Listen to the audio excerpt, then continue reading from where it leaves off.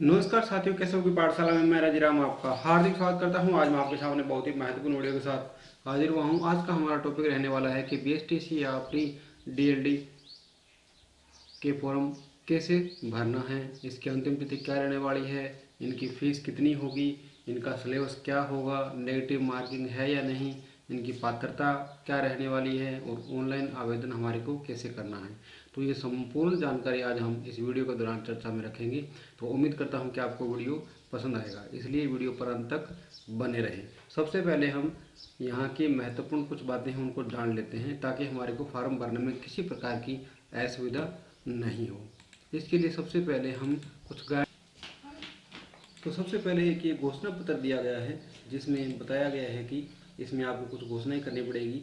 मैं खाली स्थान में आप अपना नाम और अपने पिता का नाम लिख देना। घोषणा करता हूं कि मैंने प्री डीएलडी सामान्य या प्री डीएलडी संस्कृत परीक्षा 2024 में संबंधित नियमों के निर्धारित सामान्य निर्देशों को भली भांति अध्ययन कर लिया है। मैं किसी भी स्थिति में शुल्क लौटाने के लिए नहीं कहूँगी। ये ध्यान रखें, जब एक बार आपकी शुल्क राशि कट जाती है तो आपको किसी भी हालात में उसको वापस नहीं किया जा सकेगा। आगे इसमें दिया गया है कि मुझे किसी भी आपराधिक कृत्यों के लिए किसी भी न्यायालय द्वारा कभी दंडित नहीं किया गया है। यदि किसी गलती या विवाद की स्थिति में पहले मैं प्रकरण संबंधी पूर्ण वस्तु स्थिति के साथ प्रारंभिक शिक्षा, डिप्लोमा, सामान्य संस्कृत या प्रवेश परीक्षा 2024 कार्यालय में प्रतिवेदन भेजूंगा और 60 दिवस में मामले का निस्तारण न होने के पश्चात ही न्यायालय से न्याय हेतु कार्रवाई करूंगा या करूंगी।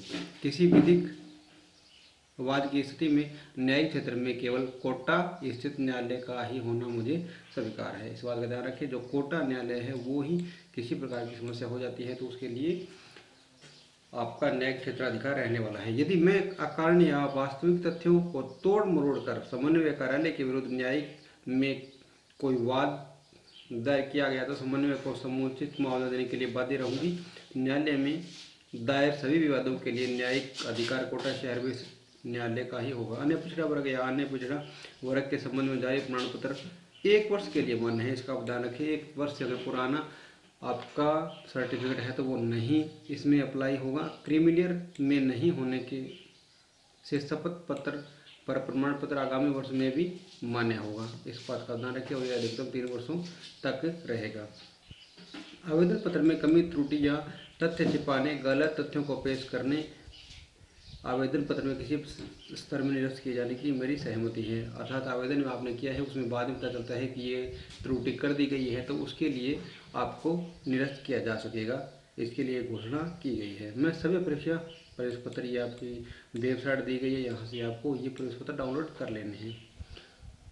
मेरे मूल दस्तावेजों का अंतिम सत्यापन प्रवेश देने वाली संस्था द्वारा किया जाएगा। यदि इसमें किसी प्रकार की त्रुटि या कमी रहती है तो इसमें गलत पाया जाता है तो इसकी समस्त जिम्मेदारी मेरी रहेगी। मेरे द्वारा ऑनलाइन प्रार्थना पत्र में दी गई समस्त जानकारी मेरे दस्तावेजों के साथ सावधानीपूर्वक जांच या मिलान कर लिया गया है। मैं इस तथ्य में से भली भांति अवगत हूँ कि मेरे किसी भी दस्तावेज की इस परीक्षा में पूर्ण सत्यापन नहीं किया गया है। समस्त वांछित मूल दस्तावेजों को प्रवेश के समय प्रवेश देने वाली संस्था के समक्ष प्रस्तुत कर दूंगा या कर दूंगी। अर्थात जो इस समय अभी 12वीं कक्षा में उत्तीर्ण हो रहे हैं या अपीयर हुए हैं, दोनों ही इसमें आप आवेदन कर पाएंगे। आगे है ये काउंसलिंग में आवंटित अध्यापक शिक्षण संस्थान या संस्था में प्रवेश नहीं लेने पर मेरी प्रवेश पात्रता स्वतः निरस्त हो जाएगी। ये आपके यहाँ पे अभ्यर्थी का साक्षर हो जाएंगे और ये आपके मोबाइल नंबर यहाँ पे देने हैं। तो ये एक घोषणा थी जो आवेदक को करनी है।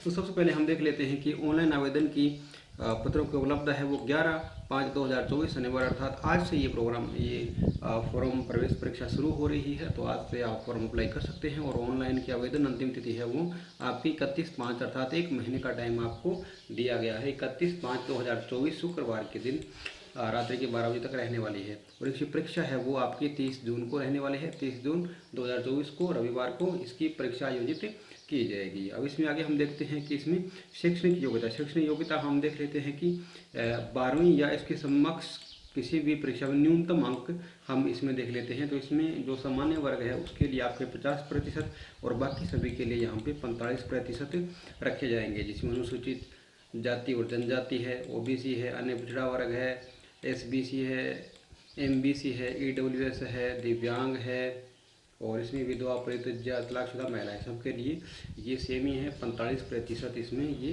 रहेगा।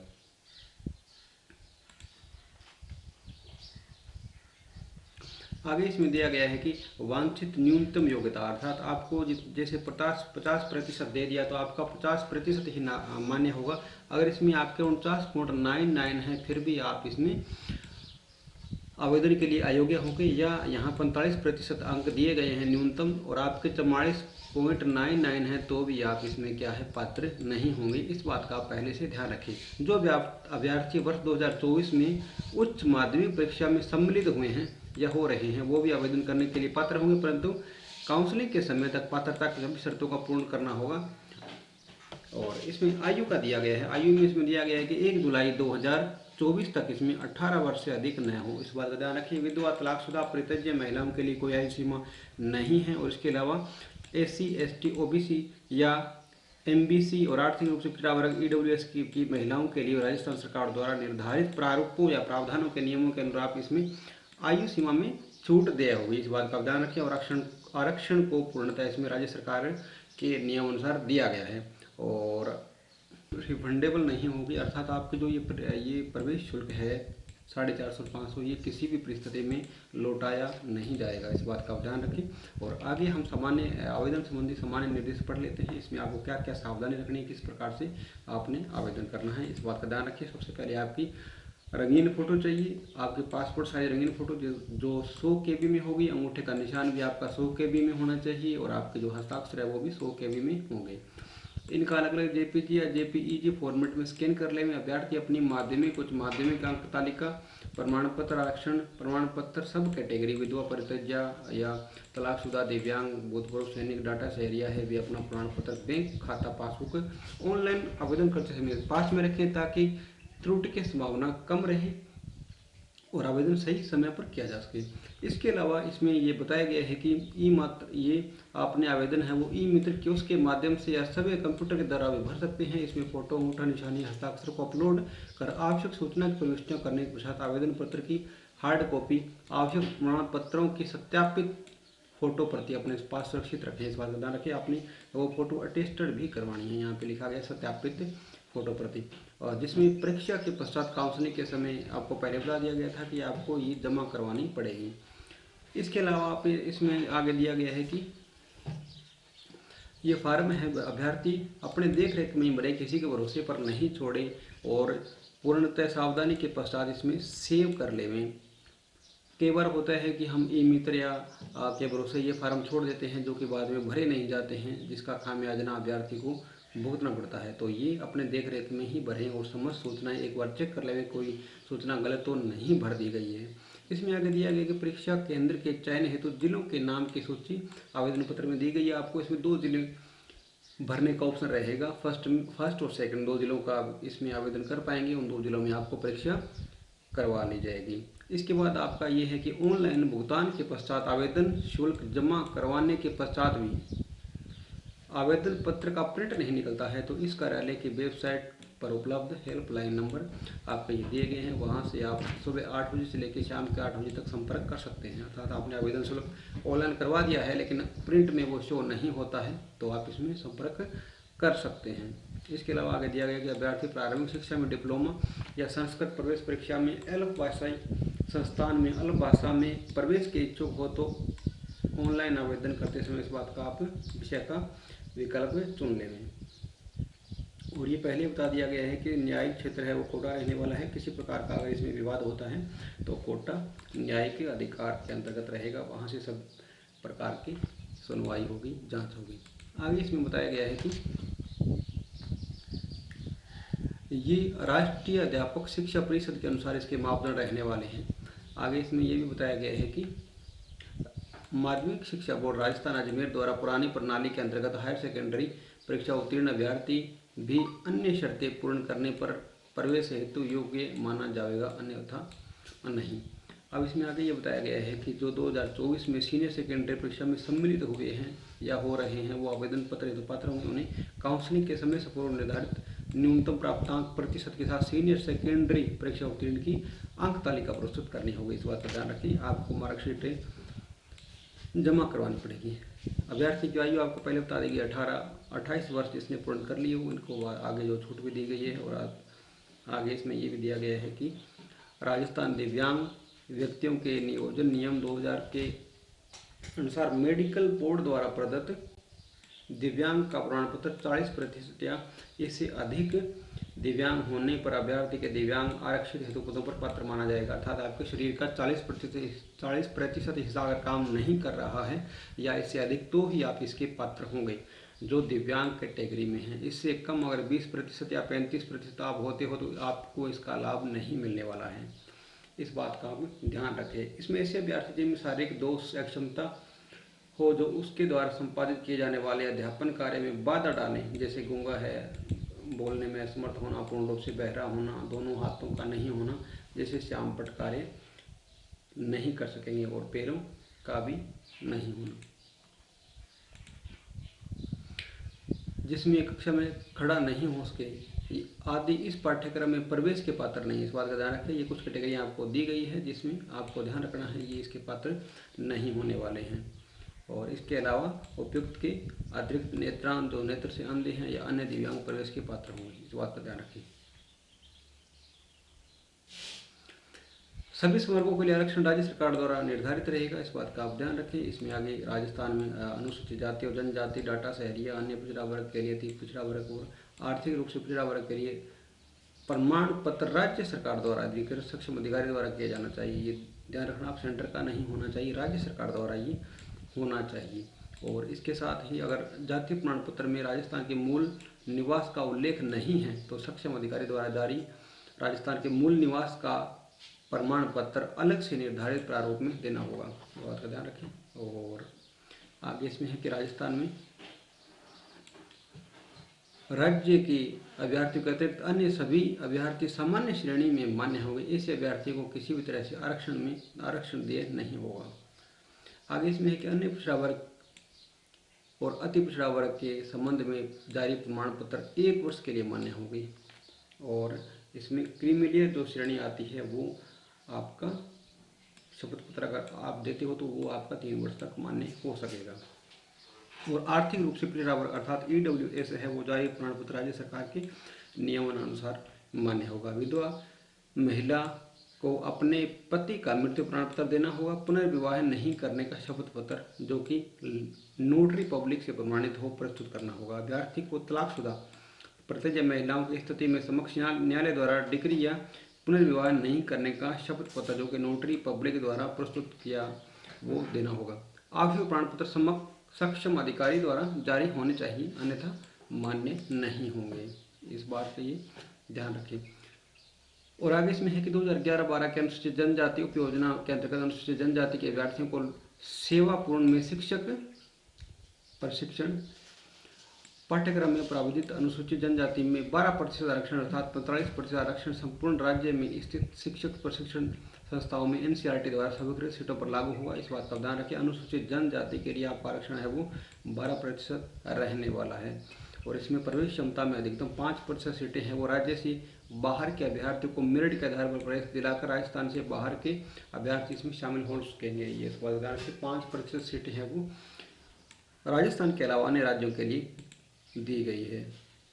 और इसमें आगे ये बताया गया है कि अल्पसंख्यक दर्जा प्राप्त अध्यापक शिक्षा संस्थान के वरीयता के अनुसार 51% सीटों पर अल्पसंख्यक कोर्ट में नोडल एजेंसी द्वारा प्रारंभिक शिक्षा में डिप्लोमा DLD प्रवेश परीक्षा में सफल रहे अल्पसंख्यक अभ्यर्थियों एवं शेष 49% सीटों पर भी सामान्य कोटे के प्रारंभिक शिक्षा में डिप्लोमा DLD प्रवेश परीक्षा में सफल अभ्यर्थियों को विश्वविद्यालय द्वारा प्रवेश दिया जाएगा। किसी भी अध्यापक शिक्षा संस्थान या संस्था में अपने स्तर पर किसी भी अभ्यर्थी को प्रवेश दिए जाने की प्रावधान नहीं है।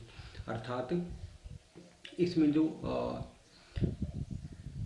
प्रवेश देना है वो आपके ये उच्च शिक्षण संस्थान है वो ही करेंगे। निजी स्तर पर किसी प्रकार का प्रशिक्षण नहीं दिया जाएगा और न इसमें एडमिशन के पात्र होंगे। प्री DLD परीक्षा में वरीयता प्राप्त सभी अभ्यर्थी काउंसलिंग शुल्क 3000 रुपये जमा करवाकर काउंसलिंग में शामिल हो सकेंगे। इसमें ये भी है कि अगर आपका सिलेक्शन नहीं हो पाता है तो आप तो आपको ये राशि है वो रिफंड कर दी जाएगी। इस बात का आप ध्यान रखिए। जिसमें आपका है कि अभ्यर्थी को काउंसलिंग शुल्क लौटाने में विलंब को देखते हुए सूचित किया जाता है कि अभ्यर्थी अपना बैंक खाता खुलवाएं।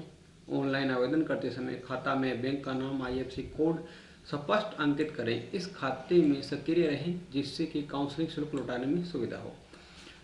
और आगे इसमें दिया गया है कि जो डिप्लोमा है वो सामान्य संस्कृत प्रवेश परीक्षा 2024 में वरीयता प्राप्त अभ्यर्थियों की काउंसलिंग 2 चरणों में की जानी है। कुल सीट है वो 2% से अधिक सीट्स रिक्त होने पर तृतीय चरण की काउंसलिंग द्वारा आवंटित किया जा सकेगा। इस बात का ध्यान रखें। पहले आपकी जो लिस्ट निकलेगी, फिर आपकी 2 लिस्टें निकलने वाली है। इसके बाद में जो कुल सीटों का 2% अगर रहता है खाली, तो आपकी तीसरी लिस्ट जारी कर दी जाएगी, नहीं तो आपका नहीं किया जा सकेगा। इस बात का आप ध्यान रखें। इसमें आगे है कि भूतपूर्व सैनिक जिसमें रक्षा आश्रितों, इसमें आर्मी, नेवी और एयरफोर्स 3 को ही दिया गया है। भूतपूर्व सैनिकों के अंतर्गत आपका आर्मी, नेवी और एयरफोर्स 3 का ही दिया गया है। इसके अलावा आपका अन्य श्रेणी में लाभ प्राप्त नहीं होगा, जिसमें BSF, CRPF, सीमावर्ती बलों, अन्य पैरामिलिट्री फोर्सेस अधिकारियों व आश्रितों को यह लाभ देय नहीं होगा। इस बात का आप ध्यान रखें। तो आगे इसमें दिया गया है कि परीक्षा आयोजन प्रक्रिया। इसमें है कि परीक्षा आपका 30 जून को ले ली जाएगी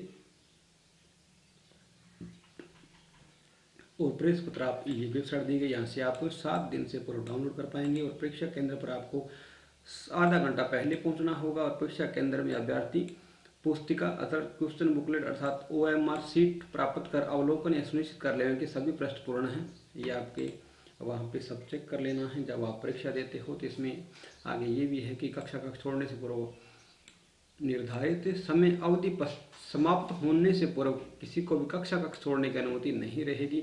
और आपका आगे प्रश्न पत्र है वो 200 नंबर का रहने वाला है और 200 इसमें प्रश्न पत्रों की संख्या होगी और इसके अंक है वो 60 रहने वाले हैं, 600 सॉरी। आगे इसमें ये दिया गया है कि आपके कौन से प्रश्न कहाँ से आने वाले हैं। तो सबसे पहले ये मानसिक योग्यता के हैं, जो मेंटल एबिलिटी के प्रश्न है वो आपके 50 आएंगे और 150 प्रश्न का होगा। प्रत्येक जो प्रश्न है वो 3 नंबर का है। और राजस्थान की सामान्य जानकारी है वो आपके 50 प्रश्न आएंगे और 150 नंबर का है। और शिक्षण अभी क्षमता है वो आपके 50 प्रश्न आएंगे और वो आपके 150 नंबर के रहने वाले हैं। और जो तय है उसमें आपका अंग्रेजी तो कंपलसरी है, तो इसमें ये 20 नंबर का 20 प्रश्न आएंगे, 60 नंबर का है। और संस्कृत है वो 30 प्रश्न है और 90 नंबर की है। और हिंदी आपके 30 प्रश्न है और आपके 90 नंबर के हैं। इस बात का आप ध्यान रखें। तो इसमें आपका ये दिया गया है कि प्रश्न पत्र 4 खंडों में अवसादे में विभक्त होगा, जिसमें खंड द में 3 है, अंग्रेजी, संस्कृत और हिंदी में विभाजित होगा। खंड अ, स और द उपखंड 1 अंग्रेजी सभी आवेदकों को हल करना अनिवार्य है। इस बात का आप ध्यान रखें। लेकिन इसमें हिंदी और संस्कृत 2 भाषाएं और दी गई है, जिसमें आपका संस्कृत भाग प्रारंभिक शिक्षा डिप्लोमा में DLD संस्कृत पाठ्यक्रम में प्रवेश लेने वाले आवेदकों को हल करना होगा। जो संस्कृत में पाठ्यक्रम में प्रवेश लेने वाले हैं उनके लिए संस्कृत हल करना पड़ेगा, नहीं तो आपको संस्कृत को हल नहीं करना है, उसको छोड़ देना है। आगे इसमें दिया गया जो अभ्यर्थी शिक्षा में डिप्लोमा DLD सामान्य तथा प्रारंभिक शिक्षा में डिप्लोमा संस्कृत दोनों का चयन चाहते हैं, उन्हें खंड द का उप खंड संस्कृत भाग हल करना होगा। इस बात का ध्यान रखिए। इसमें आगे दिया गया है कि परीक्षा का जो प्रश्न है वो आपके बहु वैकल्पी होंगे अर्थात ABCD के अंतर्गत होंगे। और इसमें सही उत्तर आपको देगी OMR सीट में संबंधित प्रश्न के आगे अंकित ABCD को गोले को काला या नीला करना पड़ेगा और अन्य स्थान को अंकन नहीं करना पड़ेगा। इसके लिए आपके सभी जिम्मेवारी होंगी। और आगे इसमें दिया गया है कि रोल नंबर को इसमें जांच कर लिख दे रही है। आपकी महत्वपूर्ण जो जानकारी है वो आप देख लेना। इसमें आगे OMR सीट है वो 4 खंडों में होगी, प्रत्येक 50 प्रश्न होंगे और आपका प्रत्येक प्रश्न है वो न्यूनतम 4 वैकल्पिक ABCD में विभक्त होगा।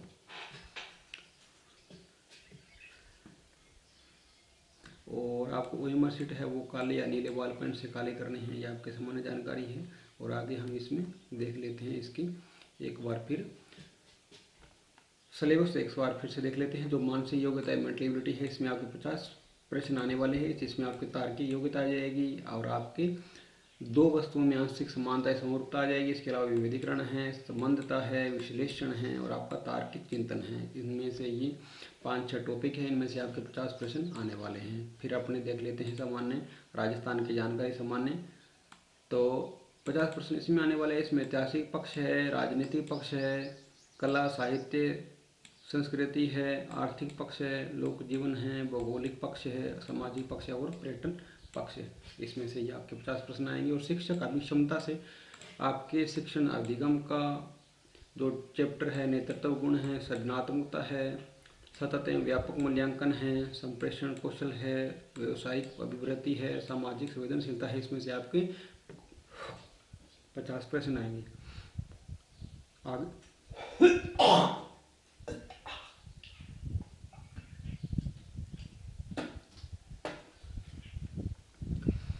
आगे इसमें लैंग्वेज का दिया गया है। इसमें अंग्रेजी का पहले देखते हैं। तो कंप्रीहेंसिव आएगा, अर्थात पैराग्राफ आपके आने वाले हैं। सपोर्टिंग एरर आपको गलतियां ढूंढनी पड़ेगी आपको। फिर नरेशन आपके आएंगे, आपके फिर प्रीपोजिशन भी आएंगे, आर्टिकल ए हिंदी वाले वो भी आएंगे, कनेक्टिव आएंगे, करेक्शन ऑफ सेंटेंस आएंगे, काइंड ऑफ सेंटेंस आएंगे, सेंटेंस कंप्रीहेंशन आएंगे, टेंस आने वाले हैं, वोकैबुलरी है, सिनोनियम्स है, एंटोनियम्स है, वन वर्ड सब्स्टिट्यूट है और स्पेलिंग एरर आने वाली है। फिर हम संस्कृत का देखते हैं। तो इसमें संस्कृत का स्वर है, व्यंजन है, शब्द रूप है, पुल्लिंग आकारांत, स्त्रीलिंग है, नपुंसक लिंग है, धातु लट लकार लोट लकार लंग लकार विधिलिंग लकार में आने वाली है। और उपसर्ग और प्रत्यय संधि, स्वर संधि, व्यंजन और विसर्ग तीनों संधि आएंगे। और समास आएंगे।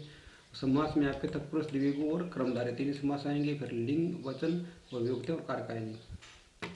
इसके बाद आगे हिंदी में हम देखते हैं कि आपके शब्द ज्ञान आएगा, प्रायोज्य शब्द है, विलोम शब्द है, युग्म है और वाक्य विचार, शुद्धिकरण। शुद्धिकरण में आपके शब्द शुद्धि और वाक्य शुद्धि दोनों ही आएंगे। मुहावरे, लोकोक्तियाँ हैं, संधि, समास, उपसर्ग, प्रत्यय, वाक्यांश के लिए एक शब्द आने वाले हैं। तो ये आपके टोटल 150 नंबर का आने वाला है। 30 प्रश्न आपके रहने वाले हैं। तो ये मोटा मोटा सा हमने इसको जान लिया है। अब जब फार्म भरते हैं तो तमाम तरह की जानकारी को इकट्ठा करके हमने फार्म को फिलअप कर देना है। उम्मीद करता हूँ कि आपको वीडियो पसंद आया होगा। अगर वीडियो पसंद आए तो लाइक और शेयर करना न भूलें। जय हिंद, जय भारत।